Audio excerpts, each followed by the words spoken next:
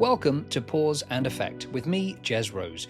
Each episode, I'll be joined by a special guest who has made a life choice to be in their element. And together, we'll explore the effect that pressing pause on their life has had on them, their work, and their sense of purpose. Now, this week I'm delighted to be at the London home of ceramic artist Steve Harrison. His mugs, teapots and special collaborations are something of a legend in the pottery industry, in especially high demand in Japan and China. Now, I've admired Steve's work from afar for a long time now, never being able to get my hands on any of his pieces. So to sit with him in his home, surrounded by his beautiful creations, and to hold one of his mugs and drink delicious tea from it was nothing short of joyful. When we're in our element, we just know it. There's no ambiguity. Everything feels right, and you struggle actually to be without it, whatever that is. And I've been in my element over the last 22 years when speaking to an audience, and I'm in my element when I write my books. And that's how I feel now working with clay. It's instinctive, innate, and visceral. Interestingly, it was the same for Steve too, as we're about to hear, only he found clay over 30 years sooner than I did.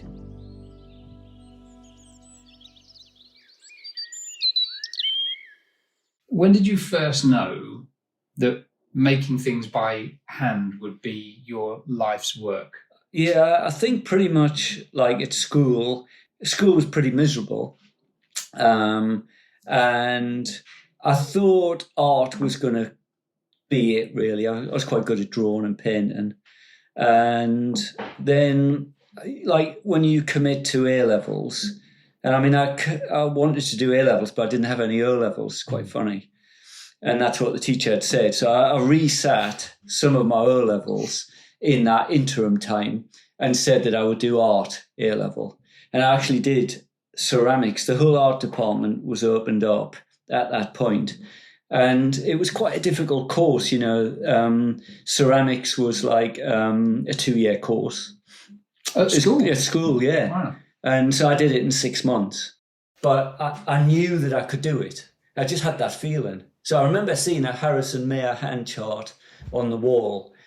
And the teacher went off and I just made a few pots. And he came back and he went, "Who's made those?" And I went, like, "I have." He was like, "No, you haven't." And he went, "Do it again." I did it again. And so they were on board to try and help us. Because I needed 5 O-levels, 2 A-levels to get to college. So effectively, that's what I did. And I convinced my parents I needed a wheel. The teacher said I needed a potter's wheel. So I was out the next day trying to get one. Set up a workshop in my grandma's garage. And I was just obsessed. But it's a funny obsession. I just knew I could do it. Yeah. That's all. But why clay? What was it about ceramics? Something about the plastic. It wasn't even conscious. I just knew. I had that feeling of like, well, I can do this. I know I can do that before I'd done it. And I liked the material instantly. And everybody in my family, they can't stand it. Oh, the clarty, sticky mess on their hands or fingers. I don't like it. And yeah, I've just loved it. It's the plasticity of it. Like if you compare it with like wood turning or metal turning or anything like that, you're always cutting into it. But clay, you know, you're making an internal and an external shape at the same time. Yeah. I think it's remarkable. And so you're probably known for the unique style that you have. I mean, I think it's quite difficult in ceramics actually to have a unique style. Yeah, I think definitely. Is there anybody or a thing that shaped the way that you work today? I think it's interesting because I remember when I was at the Royal College, I had some help from Mick Casson, who was a sort of dear friend and a mentor. And I think on my degree, my year wasn't particularly good. So there's quite a few failures, and I had a difficult time at the Royal College because I wanted to salt fire and they couldn't accommodate it, all those sorts of things. But I remember doing some work, highly influenced from Mick Casson, who'd actually influenced another potter called Wally Keeler. And I remember there was a review in Ceramic Review, the end of the show type thing, saying that, there was one person, and that was me. Steve Harrison was so close to Jane Hamlin and Wally Keeler, it was painful. Wow. And I remember Mick being really agitated by it. Oh, I'm going to write to a manual and all of this.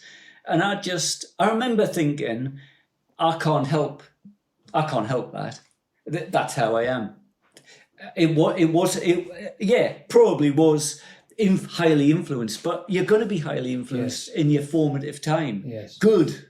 And if it was so close to them, well, that's another achievement in itself. How can you get that close if you've only been doing it for a short amount of time? Brilliant. Yes. And all I would say to that is, ask yourself now, did I stay that close? Well, no, I've taken it to somewhere else. So, I wouldn't worry. But, I think in the formative time, you have two things that go on. One is technical learning. And then the other is your aesthetic. Yeah, sure. And your aesthetic will always be something that's unique to you. This is a slightly arty question, which probably is... it grates me, actually, to ask it, but I'm interested in the answer. What are you trying to achieve with your work? What are you endeavouring to sort of... Is there a purpose? I think now it's movement.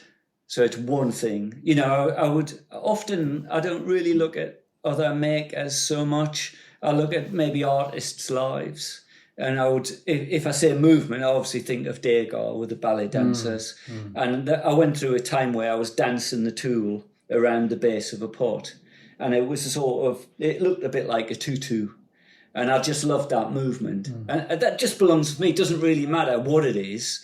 If it has that movement, and it gives me a lot of joy, and I know inherently that is me, and that expression comes from something deep within. I think if I go further back, then you adopt those things that exist with college, justifying certain ideas. And I think in the early days I adopted that, or I'd make certain links between things. Maybe retrospectively even. But now I like the idea that I don't know where it comes from. Yeah. That's much more exciting. I can't, if you said, why is there a flower under the handle? I don't know. Because that's how it should be.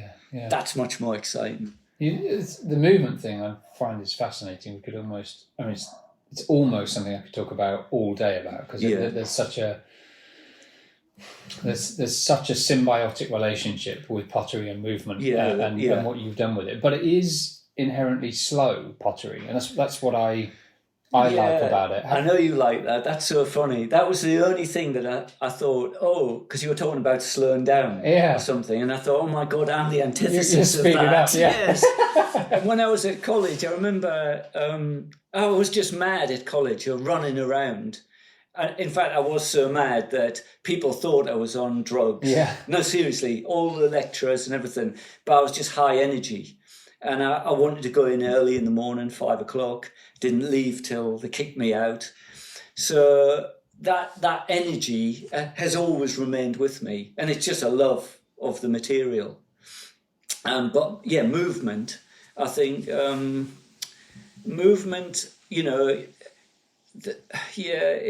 there's something about, you've got a movement in terms of a force with the clay, and you have to be quick when you throw, because the more you play with it, the more it could collapse. And the more water you add, it'll just fall apart. And obviously, if I'm going really quite thin on the wall thickness, then you run that risk. So it has to be fast. So it takes a high skill level to get to that speed. But I remember a lecturer saying, do something that suits you, your personality, do something that's fast. But I'd already found a love of throwing, and I still love it today. The throwing, I can understand that, particularly with porcelain, is fast. But the process is incredibly slow, isn't it? Has that changed your relationship with time? It has, but also I had to teach myself patience. So, more so with a salt kiln, that it's outside, it's made of heavy bricks, and it could take about 3 to 4 days to cool. So I would be out there checking the temperature every half an hour, willing it to come down. And I've taught myself the patience just to leave it. So when I fire, I put the bung in, I baste it all up, I leave it. And so there are, and same with the plaster shed actually, I have to wait. So if I do a pour, I have to leave it. I'm terrible at fiddling, wanting to get it out, see if I've got it. And I've done it before. I've done a pour, I've left it for 5 minutes, I've pulled it out to see if I've got it, and I did have it, but in the doing it quickly, I've destroyed it. Yeah. So I've had to do it again. So there's sort of, that's in me, you know. It's not, I have to curb my enthusiasm. It's why your work seems so honest, though, I think. But you strike me, actually, the more we've spoken, as having quite a discipline and a structure to the way that you work. Would you, because the alternative is that, not alternative, because there are many ways of doing it, but it strikes me that potters are, it's either quite a meditative process, or it's a bit disciplined and structured. And I'm going to say what I'm going to say before you say it, because I'd be interested to see how it lands with you. You strike me as perhaps being a bit in the middle of that. Yeah, I have to answer this honestly, but so it is meditative. There's lots of things. It's got a rhythm to it. It's got all sorts of things that go on, and I think that some of that is relevant. So, for instance, the kids used to observe me lying down on the sofa with my feet in the air, staring into space, and they'd be like, "Well, what are you doing?" You know, I'm not reading, I'm not listening to music. And I would just say I'm thinking. But I realised 4 or 5 years later, their questions got more and more intense. And I started to try and justify what I was doing. I never really knew what I was doing, but I do now. I was preparing. So I was actually going through the process of making. I was thinking about what I was going to do. I was going to at the wheel, I was going to execute it, but not literally. But my mind was just being focused. And then I'd go down to the workshop, I'd wedge the clay, and I'd make maybe 10 bodies for the day, and then I'd be exhausted almost. So there is, and also like with the process of turning, that's quite meditative. You know, the wheels going round, you're cutting into the clay. It's a beautiful process. I don't always have it. I think I have moments of it, but I don't lead a life that is in that harmony. I think I get the benefits from it maybe in the doing of things.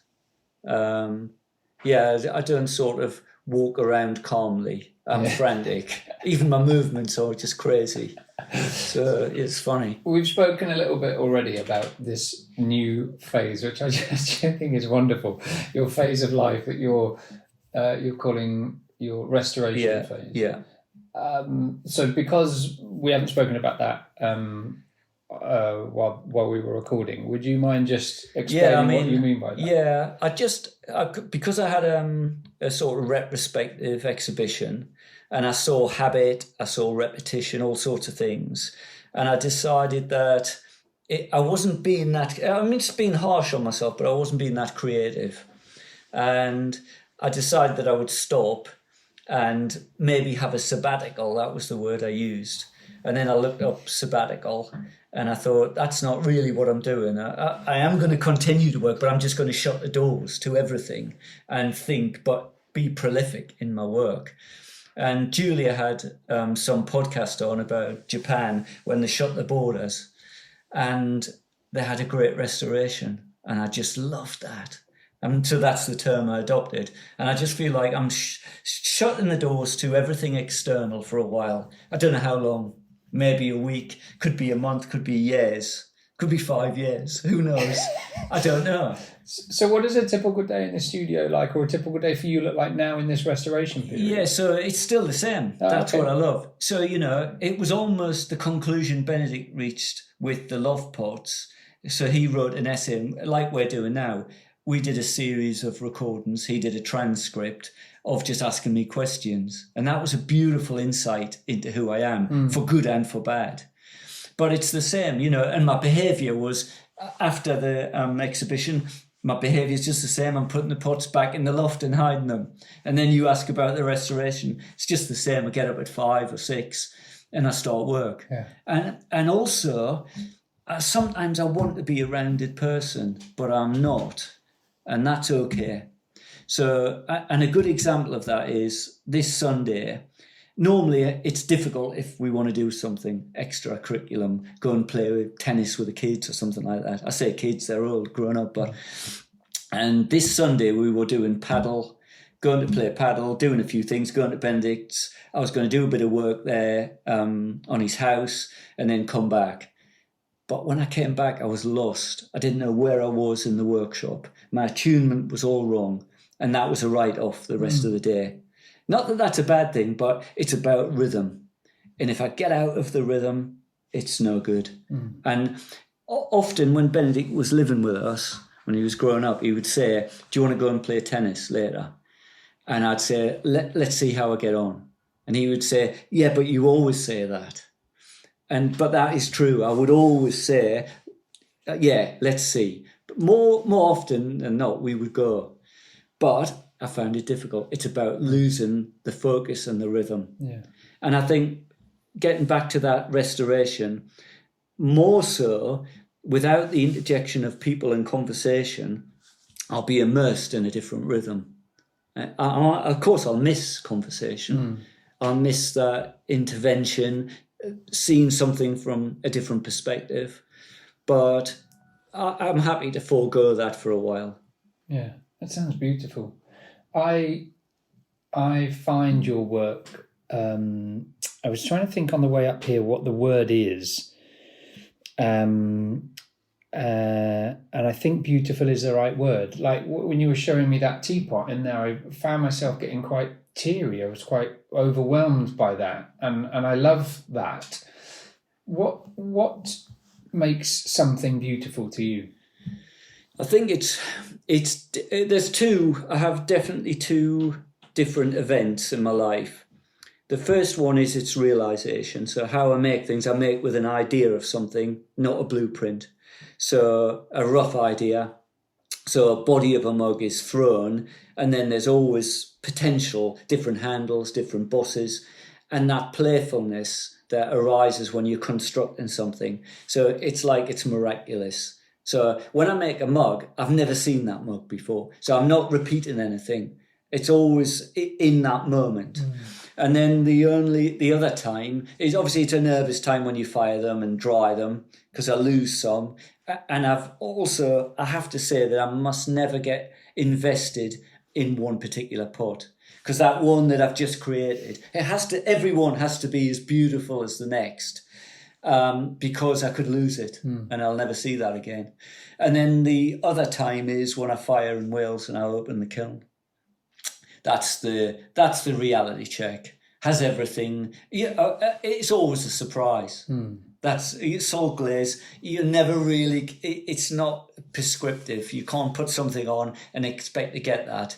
It's a bit like the blueprint idea.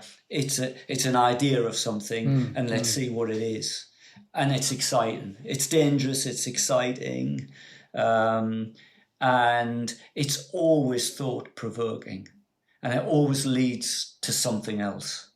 And I think that's the reason for the restoration, because more often with the work in high demand, that I would come back and I'd miss out on that stage of just sitting with the work for a while, because it was just wrapped up, and then I would be on to the next thing. And all of that feels good.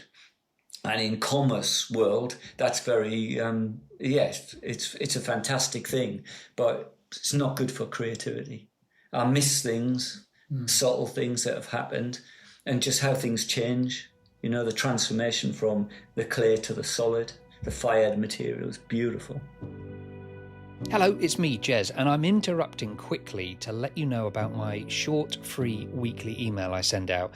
It's short, it's free, and it's sent every week by email, which is why it's called a short, free weekly email. It's read by 29,000 people all over the world, and if you're not one of those 29,000 people all over the world, it could be about to be read by 29,001.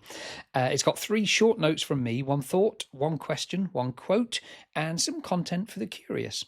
So head over to thatjezrose.com to sign up, and hey, if you don't like it, you can unsubscribe. After all, it's free. Now, back to pause and effect.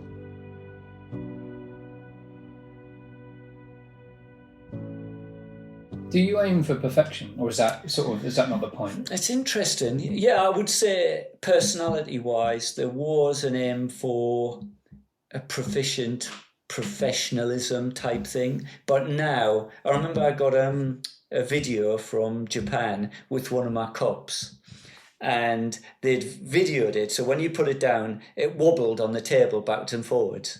And I said, "Oh, you've got a nodder." Julia was like, "You can't say that." And I was like, "Well, look, it's clay, for God's sake. It's been fired on wards.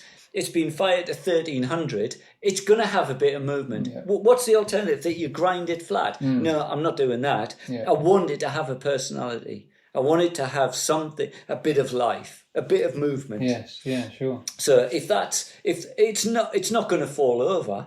And nodder, I love that. So, yeah, I'm much more... Yeah, maybe if I went back 10 or 15 years, I might have ground it. It might have irritated me. It doesn't irritate me now. I think your work has a lot of depth to it. I think probably other people would say that, both physically, artistically, in terms of the certainly the movement. And the more I've spoken to you, I mean, I'm almost... There's so much that we've spoken about before this that has... almost opened a secret door into your thinking. It's been that's great. Joyful. Yeah. It's almost like I'm looking at your creations behind you, sort of seeing them in a slightly different way than I was even an hour ago when I arrived. It's joyful. But do you think pottery teaches us anything about how to live? Yeah, I do. I think the fragility of it and the fragility of life. Sure. I think they're very close. And also, it sort of says a lot about people who are worried about using them or breaking them in a way. That, it could ask deeper questions of themselves. You don't always have to have, I know my cups are expensive, but there's still some beautiful handmade pots out there that are reasonable. And why do we choose the industrial route? I'm not so keen on the mass-produced route. They function in one sense, but there's something about the tactile nature, the physical nature. Somebody's made a piece, whatever that is. I learned a lot in my kitchen because I did what most potters do. I had an array of different people's work for a long time. So I'd have other cups, and I found my attunement with their cups. So, like, if it was potted a bit thicker, it was for hot chocolate or something like that. It seemed I found this natural attunement for those pots, and then I found more. My pots were for tea, different refinement. It's all in my head, but I quite liked it. And then one day I put a couple of other potters' pots on one of my tables. And I wasn't thinking, I'd given the neighbour, because I'd give him a cup of coffee in one of those cups. And I turned round and I saw those cups on my table, and it didn't look right. It just didn't feel right. Yeah. And I didn't like it. So I started to think, well, it's just how I am. It's not a snobbish thing or anything. It was just, I was so immersed with my pots, and I thought it was important that all those observations, and through use, I would learn more using my cups, certainly. Other pots, like casserole dishes and things that I'm not naturally attuned to, I use other potters' work. Yeah, sure. But I think that when you recognise something in yourself, that's why I think potters are quite interesting, and I did it myself, that you make everything. Jugs, teapots, casserole dishes, garden pots. Yeah. You can't go on to it. I mean, you can, but I could narrow it down. I could say that I only make mugs now, almost. Mugs and teapots. Yeah, I feel that's what I'm best at. And I just wonder if it's, partly from college, that thing that the expression is in other things, but I've found enough expression in one thing. Bit like the Japanese artist who found everything in nature from a blade of grass. I love that. Yeah. I could say the same about the mug now. That everything that I want to express from within is in a mug.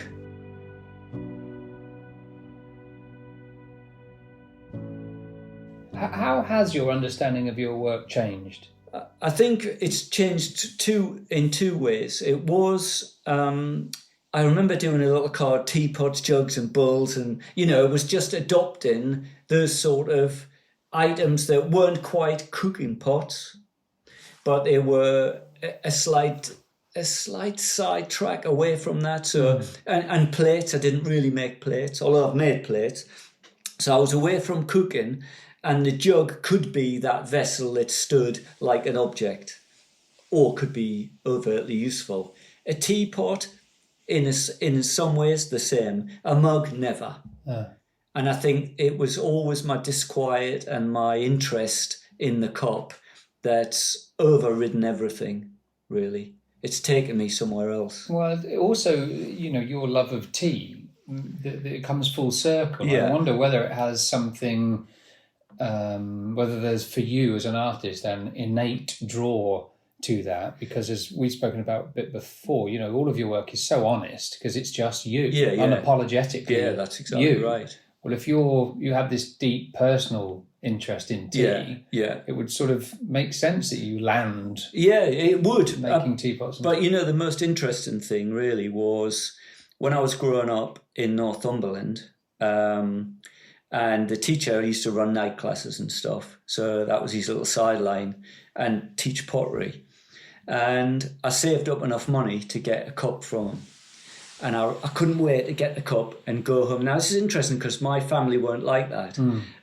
But I thought that the object would change the ceremony and everything, a handmade object. And it wasn't just because I was doing pottery. I believed that. The most interesting thing about the story was I didn't make tea. I made coffee. I didn't drink coffee at the time. And I only know now why I did that. And it was partly because I'd already assessed the pot was quite robust and heavy. Yeah. A thick oatmeal glaze wasn't refined enough for tea. Yes. And so I had that sort of attunement at 16. That's quite interesting. Yeah, it is. And that was probably the most significant. So somebody's holding your mug, as I did earlier, which I couldn't stop. It was a weird incongruence because I was enjoying the tea a lot. So I wanted to savour the tea. It was delicious. But at the same time, my hands just want to you want to run. You just want to hold it, right? That's what I loved. Yes. So I was there. My brain is thinking, savour this tea. And there's another part of me going, get rid of the tea so that we can turn it a bit and hold it. What do you hope that people feel when they hold a mug or a bowl or pot, whatever? Yeah, I mean, I would love people to be just obsessed and build a relationship with a cup. That's my primary goal. That the first thing, it's a bit like that first attraction. You're attracted to it and you like it for whatever aesthetic reason, but then it builds a deeper relationship. Yes. Almost like that you can't live without it. That's what I'd like. And often I would see on Instagram, one thing I do like is Japan and Hong Kong. I'd see people having a moment with their tea. And it would be one of my cups, and they'd just take a snap of that and not say anything else. That's enough. Yeah, I think that's perfection. It's we hinted a little bit on this. Obviously, we touched on this, and you hinted at this a little bit in the conversation earlier about the conflict, I guess, between the role of the artisan and mass production. Yeah. We are very much, I feel, in a world of fast production, of this sort of mentality of a throwaway culture. Yeah. What's the role of a true artisan now, do you think? I think to be conscious about what you make, certainly not get involved in the churning out mentality or knocking them out, and certainly not with the view of, they're my hot sellers. I think you're wasting your time if you're doing that. I'd much rather make something with deep involvement and integrity, and the journey's as important as the outcome. So if you can everything that you do in the day, you're enjoying it, even down to clearing up. There's a different hierarchical thing in Japan. They would have assistants. And often they're always intrigued when they visit me that I just do everything. So I'm involved in everything, the whole upkeep of this life. as well as doing the pot. So it takes quite a lot of energy, but I think that's quite important. So it's in the doing comprehensively and completely. Sure. So if you can live your life like that, so that even those mundane tasks, there must be the reward, like cleaning the bats and all of that, and then seeing them stacked up. You know it's going to be beautiful to start the next day.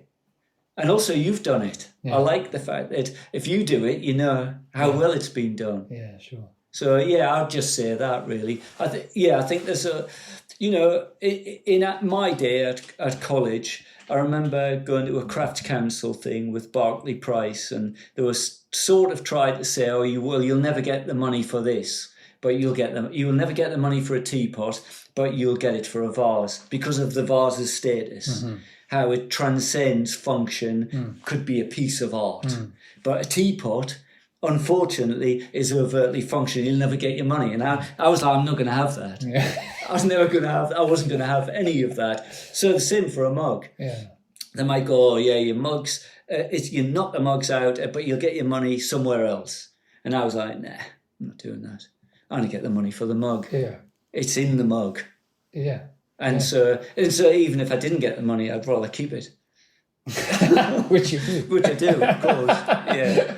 So if you cast your mind back to when you first start, and you think, yeah, do you know what, I'm gonna give a go at this being a potter thing. I think this is, you know, you've gone through that school phase and the education phase, and you're obsessed with it. It's under your skin. Yeah. You think, yeah, this is going to be my thing. Yeah, I've got to tell you the truth here. It's so funny. It's lovely. So when I was with Julia, I accepted that I wasn't going to make any money being a potter, but I loved it. I didn't care. And when we had Benedict, I was going to look after Benedict. So my aim was look after Benedict. I've only got a few years to go. I'll fit bits of making in between. Julia had a good job and also had paid the mortgage. Yeah. And I was like, oh, this is the best life. And then we had Ruby, and I thought, all right, I'll get them to school and then I'll have a full school day. It's just perfect. And I don't have to worry about money. Yeah. I do what I want. And then Julia, she was depressed. Not like seriously depressed, but she was like, I don't want to work. I want to be with the kids. So we did a little chart and worked out all our outgoings and everything. And I couldn't do it on paper. That's the truth. No, I wasn't even close. And I said to her, look, if you stop work, I'll have loads of time. And the worst that can happen is I'll fail. And I said, if we fail, then we'll do something else, but let's give it a go. And that's what we did. And so she left work, and so she handed her notice in the next day. Joyful. Left work, and then we just became a little family unit, and I just tried. And I did all sorts of things. I did play a game a little bit. I remember we were so desperate, and I believed in the work, and I couldn't understand why other people didn't see it. It was madness. I was like, what's wrong with them? Why can't they see it? And in the end, it was always sale or return. And I thought, they're not even doing anything with the sale or return. They just get the work, put it out a bit. If it's not selling, they shove it in a cupboard. So I remember speaking to a gallery, and I said, they said, oh yeah, Steve would love some work. And I said, I'm going to have to put you on my list. And they were like, what do you mean? I was like, because people are buying it now. I said, well, how much are they spending? I was like, 250 quid. Well, put us down, we'll have it. And I turned it round overnight in a way. Yeah. I eliminated sale or return. Yeah. And that was just magical. Yeah. It was a construct of magic. But even then it was, salt glaze was expensive. And also people who did bridge that and took the chance to spend the money, just put it in a cabinet. They didn't use it. And that was the downside. Just like you said when you were fiddling with it, they didn't realise the beauty of it. Yeah. And I think that's why it changed with Japan, because it went in a shop. They thought it was for use. It was quite expensive, but they recognised how beautiful it was. I love the thought that someone could listen to a podcast like this, and just as you're talking and reflecting and thinking, gosh, what would I think if I hadn't had experienced your work, if I'd not touched that mug, if I'd not held it, right? Yeah. Because, I've admired your work from afar, from images, and seen your work. Yeah. Appreciate it. But to have it fundamentally changes your relationship with that object. Yeah. But if you've not had that, if you just collect mugs, Yeah. you've got, favourite dad. Yeah. Whatever. Because lots of people collect mugs, right? Yeah, that's right. And there might be a thicker one from Next and a nice curvy one you got from Sainsbury's Home or whatever. I can imagine people listening to this just thinking, well, these two are off their rocker. Like, how can you even... And that, I think, is the true role of the artisan, is to transcend form and function into something that has a visceral meaning. It has like an emotional, like these do, like an emotional context. Right? 100%. I mean, I think that there is a preconceived idea about the price of a cup or something like that. And I remember once... I think it was around election time or when Rishi Sunak was in the paper and there was outrage because he had a mug that cost £100. Right. And I remember thinking, good job it wasn't one of mine. Yeah, exactly. It's gone mental. Yeah. It's madness. I guess it's functional art, isn't it? Yeah, it is functional art, but I still see it like an instrument of delight. I don't even see it, I just see it that it imbues something really fabulous. Yes, agreed. It enriches something. And it's not for everybody. And also it would be no good if it was for everyone. Because I wouldn't make enough. I barely make enough now. Yeah. So you're never going to satisfy that demand. So I just accept that those few people who respond to it and really get something from it, that's enough. What's enough?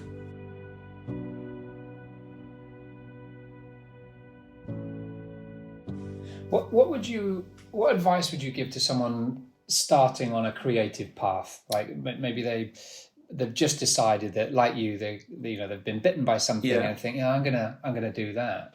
Yeah, I think if you have to ask yourself a deep question, because I see my daughter, she's really passionate about food, but she's very different from how I was. And it's almost like, this is I have to be straightforward with this answer. It wasn't a decision for me. I was doing it. And that's all I know. I was going to do it, and in with defiance from parents. My mother had a garage that was empty, but she didn't want the mess in the house, so I found that's my grandma. Wow. And my granddad parked his car outside so I could have a workshop there.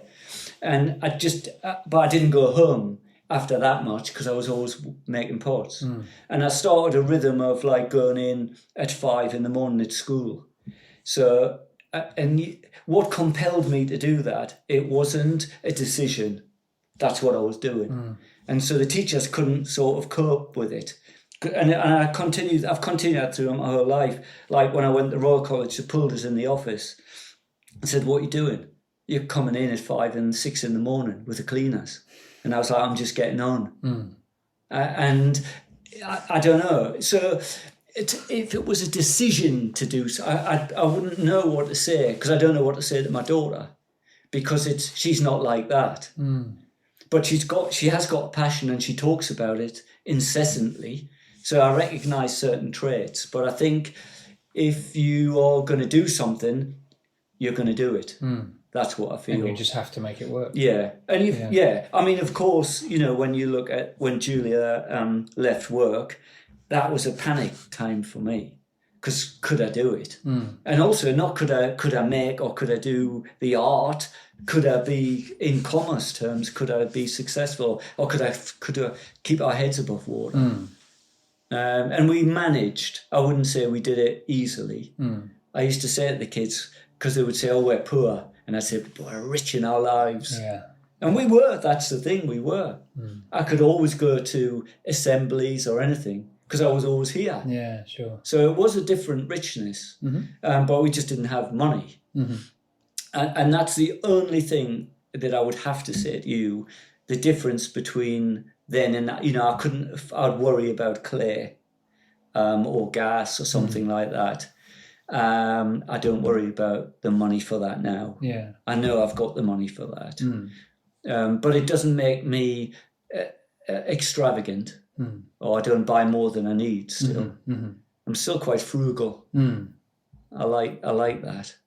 But yeah, advice is, I think you just have to ask yourself deep searching questions that, does it feel right? And if it feels the right thing to do, you've got nothing to lose. Yeah, sure. Or what have you got to lose? You can fail, or it doesn't work out. Well, then go back to what you were doing then. Yeah, nothing's permanent. Right? No, that's exactly Unless right. you die. Yeah, that's permanent. Yeah, it's pretty permanent. Yeah. All right, so if you had to describe your life in clay in one word or phrase, what would it be? Life in clay, love.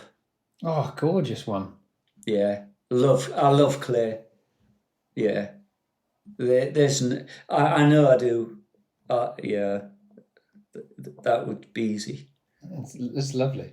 All right, a couple more extra ones because I'm loving this, and then I promise I'll let you go because I'm taking far too much of your time out.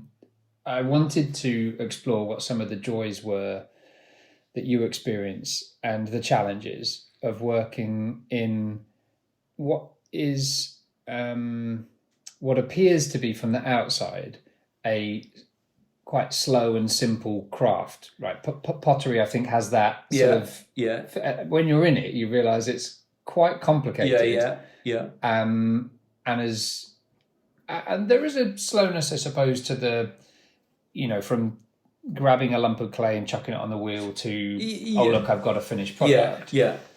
But you're right. There is a sort of, particularly in salt firing, there's quite a frenetic pace to it, there is. Yeah. So what are some of, I guess, highs and lows, the sort of joys and challenges of working on pottery? I think certainly practicalities of firing, unexpected things like gas freezing. You don't think about that. So sometimes when you're firing with wood, you might get the wood in. That's fine. But what you don't, ambient temperature, if it drops too much, and you've got half a tank of gas, it can freeze and you lose temperature. And it was much more critical in the days when Julia left work and I was responsible for everything, because we would only have that window of the holidays, and we'd go down to Wales to fire. And that was fraught with tension. And it would always be about those sorts of things. And also the great expense. Gas was expensive. So, 300 or 400 quid on gas. Per firing. It's about 500 now. Wow. So, and then of course you're destroying the shelves and the kiln itself. So that side of it. And also, no matter how well you build a kiln, and I've done it like 5 times now, beautifully, within a few firings, it looks like a shambles. It's fallen apart. But there is some sort of link with ourselves, how we live. We're all going towards the end. And also that optimism of it. Oh, I've got another firing in it. And what's enough? I learned, that's the greatest thing I've learned from firing. I used to grind off all the shelves with a big angle grinder meticulously every time. And then I'd fire again and they'd just be back the same. And I learned how much to take off. What's enough? When is it enough? And that was a great lesson. Because to overdo it, to think you're doing the greatest job, it's not always necessary. Yeah, sure. I love that. And same with the kiln. I'd build the best kiln possible, but not get too worked up when it starts to move a little bit. Is that the process for you? So you're throwing here in London? Yeah, and I fire somewhere else. And you travel all up in your car with they're bisque fired here or not? Yeah, they're bisque fired, yeah. Amazing. And then you travel up for the final and then they come back again? Yeah, they come back. So they're well travelled, aren't they? They're well travelled. All wrapped in newspaper, even the biscuit ones. Oh, lovely. Yeah, and the lovely thing about that isn't extravagance, is we bought this house and we've never moved. And it was a bit small when the kids were here, but it's fine for us. And I fired at Julia's mum's. That was my resolution, because I'd been firing with Mick Casson. And then I got used to travelling. Yeah. And then Julia was like, you can't be reliant on my mum. She doesn't like all the attention. And I got messages from the council, smoke nuisance and all that sort of stuff in the village. Right. And anyway, cut a long story short, Julia found a house that was derelict. Nobody wanted it. One up, one down in Wales, not far from her mum. And I said we're going to buy it. We bought it for £16,000. Gosh, wow. It was on the market for 25. I put an offer in for 16. Had no money, and then they accepted in the end. Damn it. And and I didn't know what to do because I didn't know if it was legally binding because the offer. But our mum wanted to get rid of me so badly. She loaned us quite a lot of money, which is lovely of her. And then our auntie. It wasn't anything to do with my family, but Julia's parent, her mum and her auntie loaned us the money. Oh, lovely. And we bought the house, and that's been my life. Fire, and I remember talking to Janice Chilenko at the Royal College, and she said, that won't last. That's because I said, I'm going to fire at my mother-in-law's. Yeah. She went, no, that won't last. And it's lasted, 30 odd years. Yeah. I'm still going. It's quite funny. But I had it at school, in my grandma's garage. And I saved up enough money to buy a Mini so I could transport pots backwards and forwards. It's mad. I've always been this transient thing. It sounds like one of those those quizzes. How many pots can you fit in a minute? Yeah, right? Is exactly. How many Steve Harrison mugs can you fit in a minute? What's the answer in case we ever get asked? I took the seats out of the Mini once to create more room. That doesn't surprise me knowing you now. What is it that draws you to the process of tea? Is it the pots? It's really interesting because like when I first, because I didn't know what we were going to talk about. And then I did look just over the weekend, and you didn't say what we were going to talk about, but you just talking about slowing down. And then I thought, I'm the antithesis of that. But the one thing that tea does more than anything is it stops me. So, when I look forward to that moment when I come up from the workshop, everything is then slow.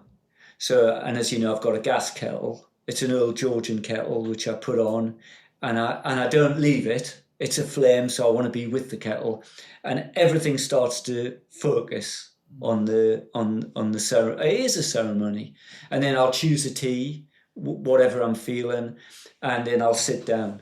So that whole thing, whether it's just for me or for me and Julia, I love that moment. It's really important. It takes me away. It's a ritual in life, but also my day is divided up by those rituals. So morning tea, afternoon tea, that sort of vibe. Then the evening tea, even when sometimes I would say, like, if we've had guests here, or even like you, sometimes when you've gone, I'll say to Julia, do you want a proper cup of tea? Yeah. Now, it's just a weird thing. It's not any difference. We might have had a green tea or a fruit tea, but it's just that's me and Julia, back to a Kenyan with a drop of milk. That I like that. So, it's important. And is the tea here? Would you take it back to your studio? No, I'll have it up here. I don't really go down. On the very odd occasion, before the restoration, if I was working crazy, I'll have to. Restoration, Steve. Yeah, but no, I like having it. We either go in the front sometimes for tea and a chat, or at the table, or outside under the terrace. Yeah, so it is a pause. It is a little. It's definitely a pause. Yeah. Really important one as well. Because sometimes the concentration of everything I'm doing, you need to get away from that. I could never have it. It's like those people who, maybe on the computer and have the tea. And, no. The tea's away from that. Yes, it is. Yeah. It's really, it's important. I remember when Nigel Slater came, he wrote about one of my cups. And it's quite interesting because I didn't know him. And I think he wrote about it, and also he did a short film talking about it. And he was exactly like you, he was handling it. And I just thought, oh my God, he's feeling it. And then we were going to do something with the edge of the beaker and through this filmmaker. And he was going to come here. But we didn't do what we did. So we didn't speak hardly. So we could just get it straight in. So there's different ways to do things, I think. Yeah.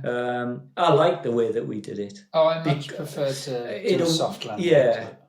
Soft landing, that's a really nice way to phrase it. But I think it allows both sides to understand something a bit. And then you get maybe more out. I don't know.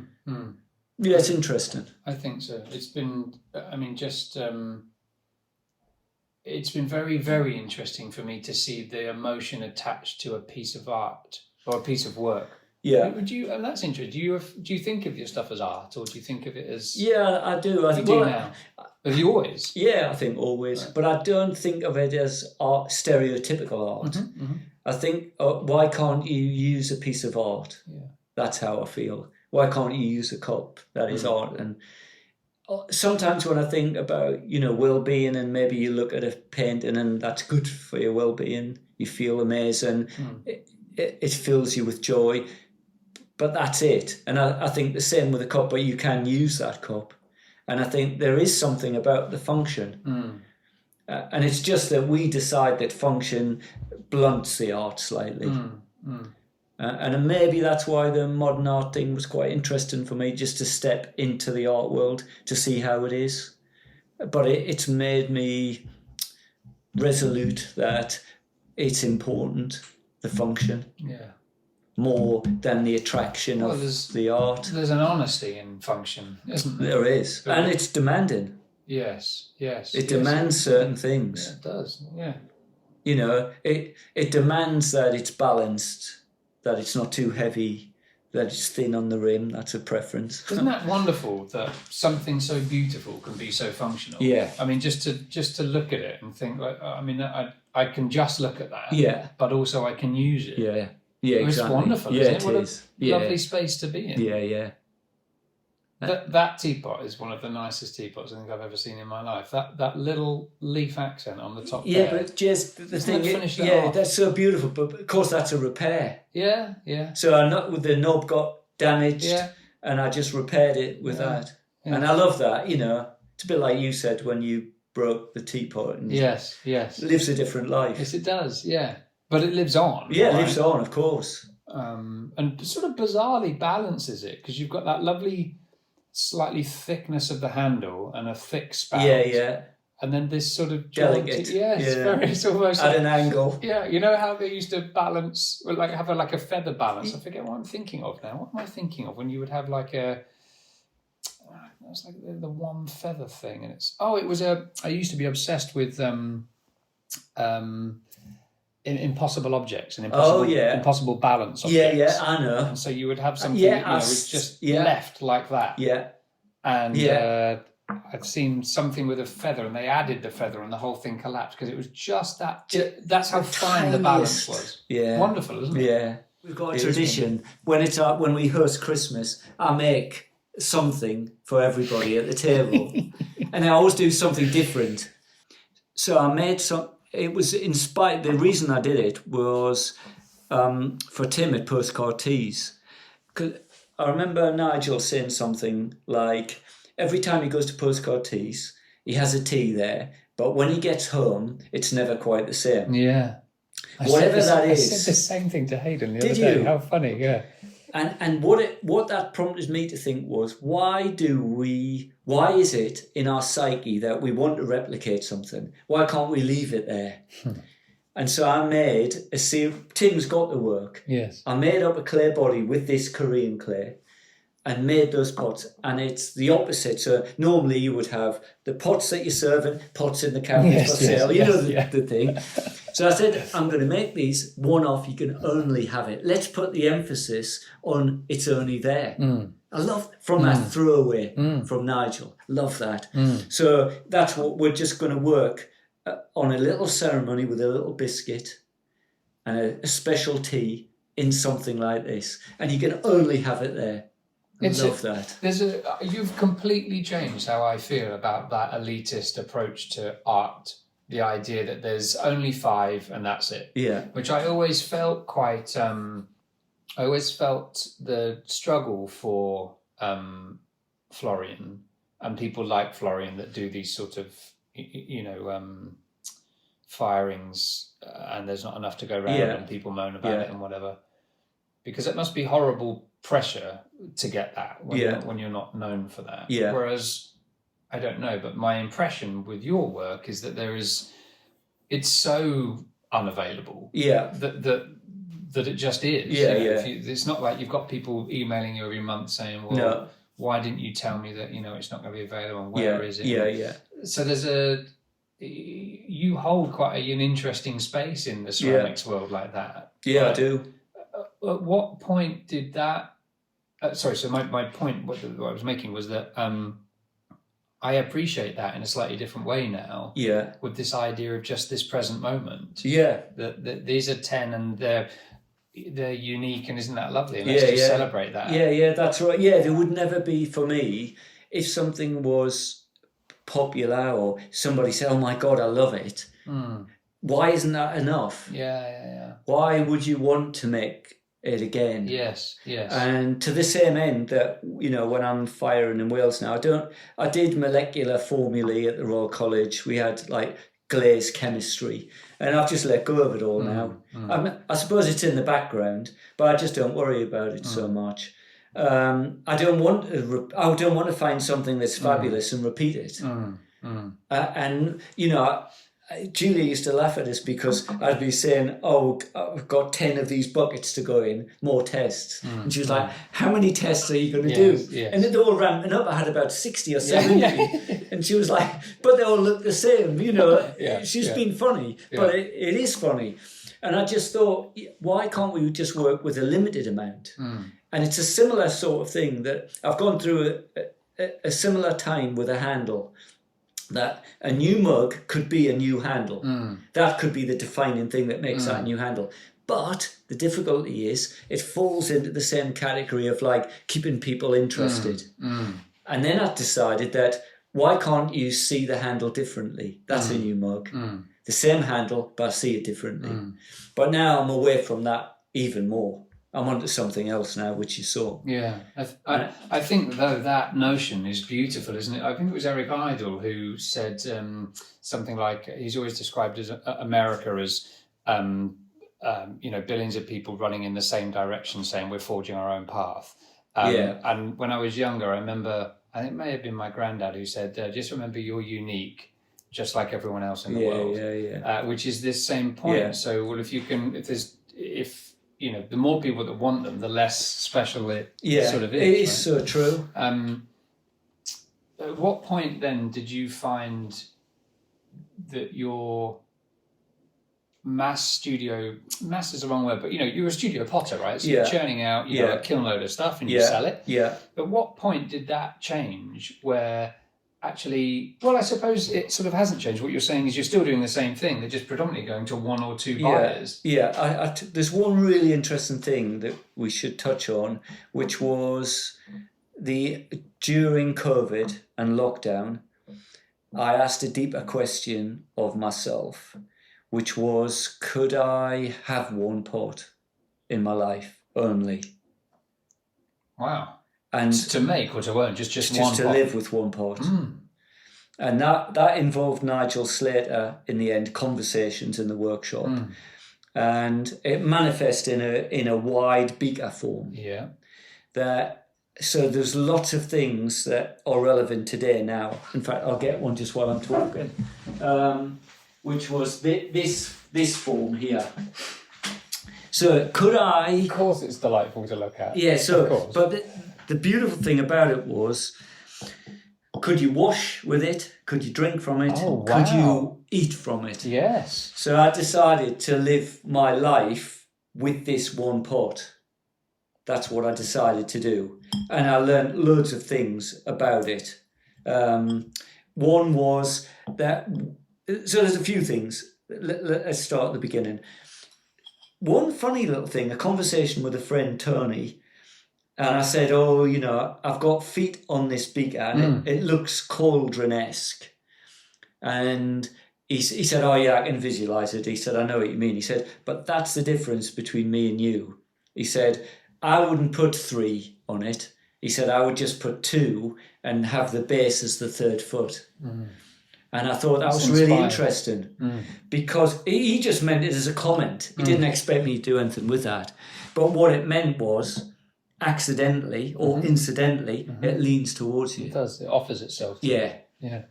So on that, I realised that when Julia and Benedict and Catherine were here having food, mine was private. Yes, it is. From here, there's an angle you can't see. The overtness of a plate where it's all out there. You can see if somebody's greedy or doesn't want much, or whatever that is. Mine was private. I loved that. But the most fundamental thing about it was it's not human nature to exist like that. Because I returned back to a life of pots. But I had 6 months with the beaker, living faithfully like a monk with it. And I tried to do everything with the beaker. And I just recognised that, I wanted to say in the modern world, but it's not. Just in the world as we are to be human, a teapot, a cup, the difference offers something more stimulation, whatever that is, more opportunity to think and to be. Yes. This just offered one single thing. It more of a concept than anything else, but it was interesting. It's a lovely thing as well. It's a beautiful thing, yeah. It's beautiful. And nice to use. Beautiful to use. Yeah. And that whole thing, when Nigel was working out the recipe for the food and everything, you wanted something, if you were going to have something else in it, that the thing you had before complemented that. Yes, I just loved that. Yes. And it went to Kyoto in Japan, and they did about 6 courses, and it was genius. Wow. It was amazing. But my idea always led into each other. Each one, no wiping them out. Gorgeous. Yeah, very clever. Very clever. It wasn't an amazing thing, but I think it got lost because of COVID times. It belonged with that. I think everybody got involved with it. Was unusual times. Yeah, very much so. But I think essentially you can ask those questions, but human nature always wins out in a weird sort of way. You come back to who we are. Yeah, exactly that. We want things. It's the difference is fighting with it and yourself and you as a human. Not, the idealism versus the truth. So very often we don't like the truth. No, we don't, and I like that about this. Yes. I like it. It's honest. It's honest. It failed to do it for me in the end. Yeah, sure. But was for a time. Really. And interestingly, because of course that is the same for a lot of our behaviour during COVID. It worked for a time, but it's not sustainable. Yeah. Where does your maker's mark come from, though? Because that's pretty, iconic as well, isn't it? Yeah, it is. So the roots of it, I don't know if you remember, but my brother had an identity bracelet that were a big thing in the sort of late 70s, 80s. But I just loved the hallmarks. I didn't have one, but I liked the hallmarks. Yeah, on the back, yeah. And then, when I was at school, it was just SH, Steve Harrison, on a bit of chalk stamped in. And when I got to Middlesex, I started to think about a mark. And I just loved hallmarks. And I remember talking to Julia's dad, and he said, of course, you could have a crown. It's Greek for Stephanos, means Stephen. The next day I was off to the print department. Amazing. Found a crown, just a random one in the dusty sort of little compartment. And I found box. In a box. And I found this other mark next to the crown. So they were in a little compartment because he was like, "Oh, you could have those." We never use them. Yeah. I've still got them. So I started dating it, and then I didn't start dating initially. It was just those 2 marks. And then when I went to the Royal College, I started to date the work, and I loved that, the 3 marks. And David Hamilton, he was the director at Wedgwood and the professor at the Royal College. He pulled us into the office and he went, "Oh, I've got to have a chat with you." He said, "This dating thing," he said, "it's not a good idea." He said, "Because you'll never be able to get old work and say it's new work." And I said, "It doesn't affect me, David. I'm always moving on." I was a bit of a rebel. But it's honest. It's honest. Everything you do is so honest. And I love that. So I always, I just found 2 print blocks in the print room. I love that. So that's the... But they work. Yeah, I love It's not like they're random. It's not like I'm asking the question, where do these random things... They work. Yeah. They fit everything you do. Yeah, they do. Yeah, it almost feels... And also, there is that thing of approval. so you know, when you stamp it, you're looking at the piece, and it's like you're stamping it, and not just one, but three. It feels like you're in the essay office stamping the jewellery or whatever. You know, you're thinking, yeah, that is beautiful. It's a beautiful There's piece. a balance to a trilogy as well. Yeah, that's so true. This has been joyful. Oh, thank you. Yeah, it's a pleasure. I mean, just thank you. Steve has made me feel so welcome here at his home, and special thanks must go to him for this delicious tea he made me from Mariage Frere and the amazing cake baked by his wife Julia. I couldn't really eat any of it because I have a gluten intolerance, but the small piece I did have was Victoria Sponge perfection. So thanks, Julia. It made me especially jealous of people who don't have a gluten intolerance, because they can have a lot more of your cake than I could. But thank you also for listening. Please do hit subscribe and spare 10 seconds to leave a quick review. Especially for new podcasts, it's so important that you interact with them in some way. And that can be as simple as subscribing or hitting 5 stars or leaving a quick text review. It helps other people find it. You know, last year, over 1 million podcasts were released on the Apple podcast platform. So in a small way, it does make me feel a little bit floundering. So it would be lovely if other people heard it too. Now, these podcasts are free to listen to, but do cost quite a bit of money to produce. So far, that's just money that I am spending and not getting back. So do consider signing up to The Journey, where all of my content on how to be in your element and find joy, passion and purpose is. That's for less than 60 pence per week. You can head to thatjezrose.com/journey. I'll say that again. It is thatjezrose.com/journey. And you'll see exactly how to do that. Thanks again, and I'll see you very soon with another episode of Pause and Effect.